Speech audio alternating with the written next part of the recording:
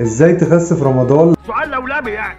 اول حاجة قلل السكر وعوضه بالفاكهة. موضوع بقى ان يبقى في فرع لمحل عصير في بيتكو ده يتنسي تماما. تاني حاجة ما تنساش ان انت تشرب مية كويس على فترات متقاربة، يا ريت كل نص ساعة تشرب لك كوباية مية.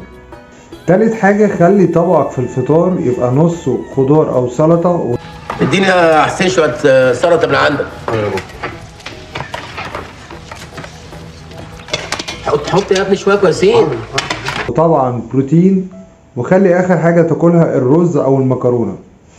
رابع حاجة مفيش مشكلة لو هتاكل فول في السحور بس تعمله بطريقة صحية.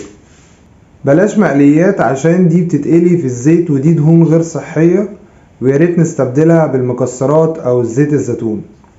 ما تنساش ان انت تعمل كارديو، وما تنساش ان انت تاكل وجبات خفيفة ما بين الفطار والسحور.